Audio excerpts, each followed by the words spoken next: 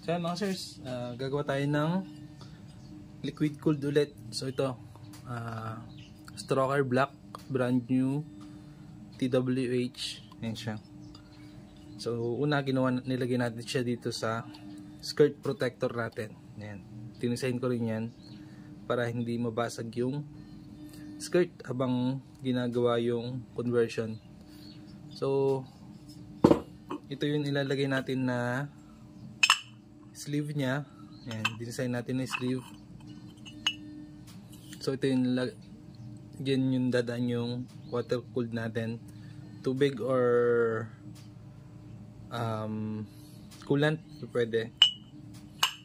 So yan. So bago natin mailagay ito, kailangan natin tabasan to. So dito natin siya ilalagay. So yun, bago natin may salpak to sa torno, gagawa tayo ng, tatabasan natin siya ng grinding disc o cutting disc. Ayan. So yun.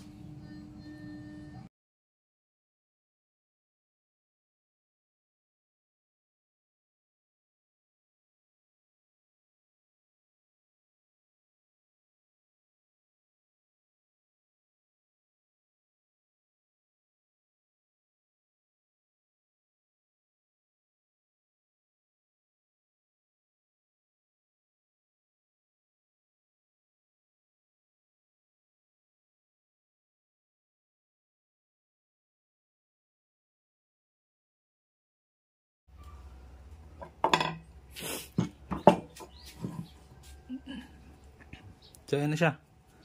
Pwede nang isa lang sa torno. Ganyan lang siya para mas mabilis na tabasan. Kasi pag meron yung mga yon, yun pa yung unang tatabasan eh. So ito, lilinisan na lang to. So yun, salpak natin na torno.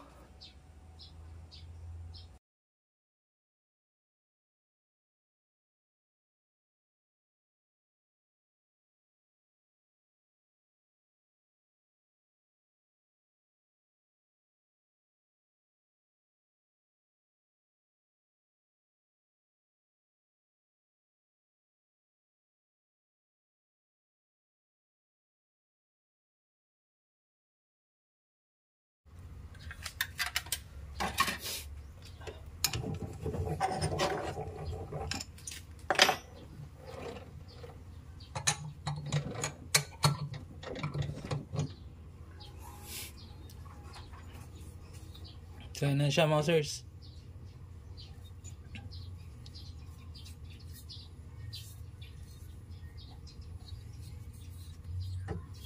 So ganyan siya. Next na gagawin natin, yan, lalagyan natin ng mga tornilyuhan yan. Tapos pagdidigitin natin na ganyan. Tapos lalaki natin butas para ma-press dito.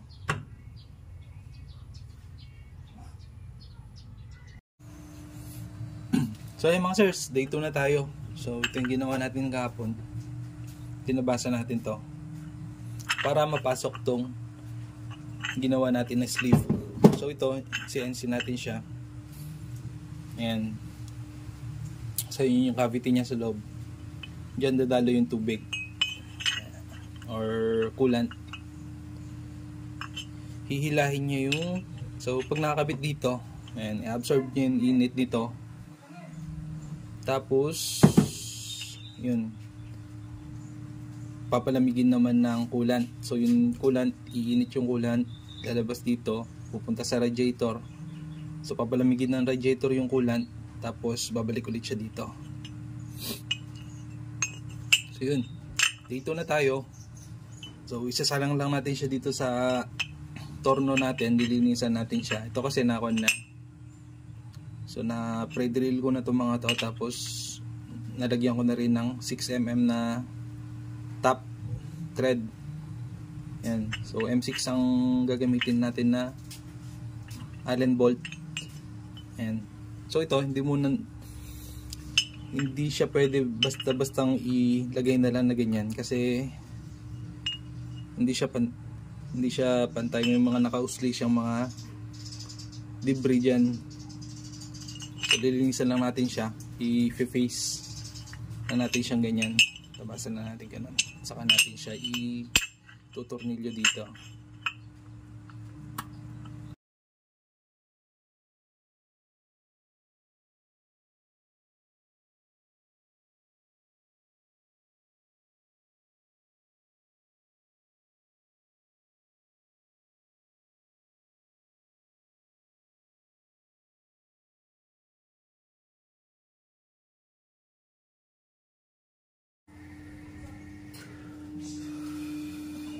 So ito na siya mga sirs. Natabasan na natin siya para sure lang na flat siya, para maganda ang pagkakadikit niya.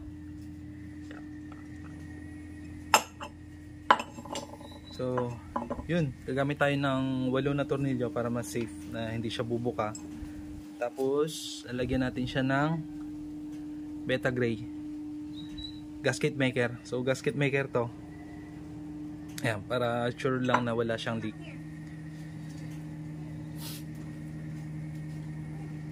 Kung meron kayong mas maalam na mas madikit na ganito, ito na kasi alam kong pinakamadikit eh. Pero pag meron, PM nyo lang o paki-comment na lang, baka meron pang mas maganda.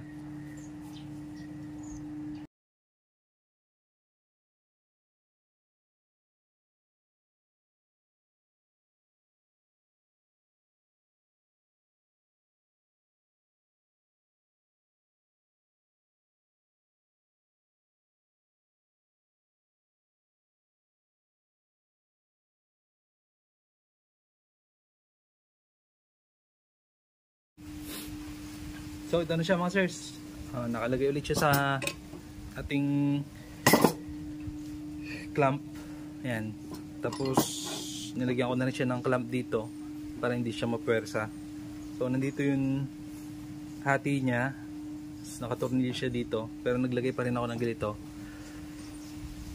Ito yung pinaka medyo mas matagal na gagawin. So ito, may dalawa siyang butas dito. Ito saka ayan, so inlet outlet. Tapos malit lang yung butas niya, papalakihin pa natin yan. So nilagyan natin ng clamp para hindi bumuka. So ito yung gamitin natin na fittings, 16mm. Ayan. So unang may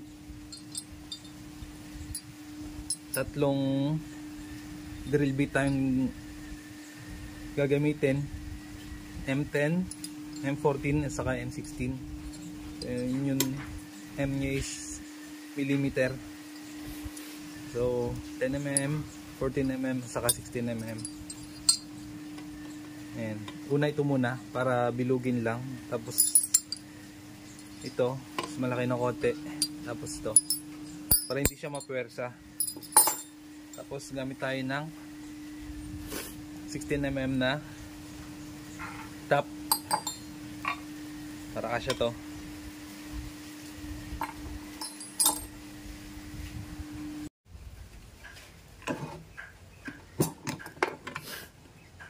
So ito na siya mga sirs.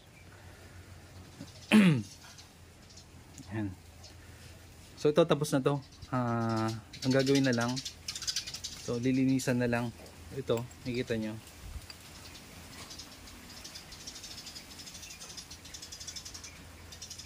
Ayan.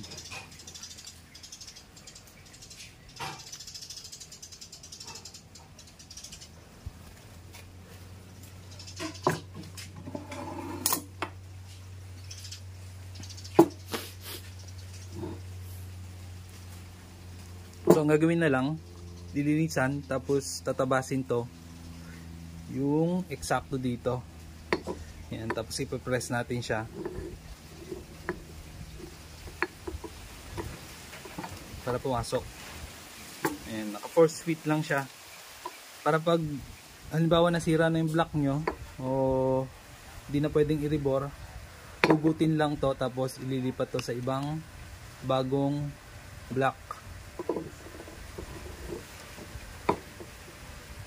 So yun, linisan na lang to. So ito na siya mga sirs. Yan, eksakto, halos eksakto lang siya dito.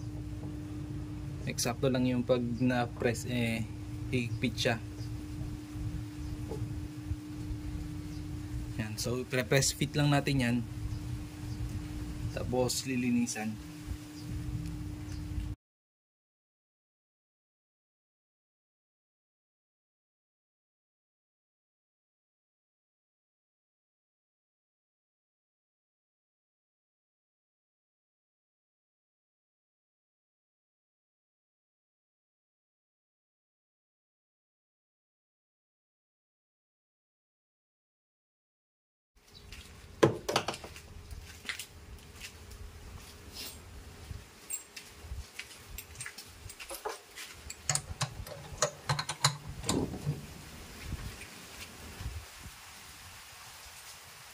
So yun mga sirs, tapos na.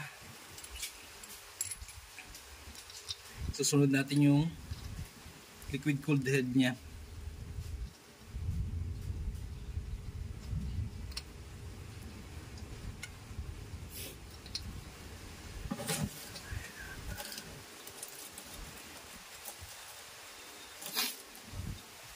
So ito, bago i-fix yan, kailangan malagyan ng Teflon. Ayan, para hindi sumingaw.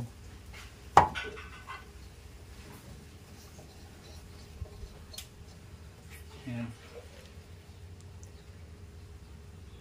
So yun, next na naman yung head.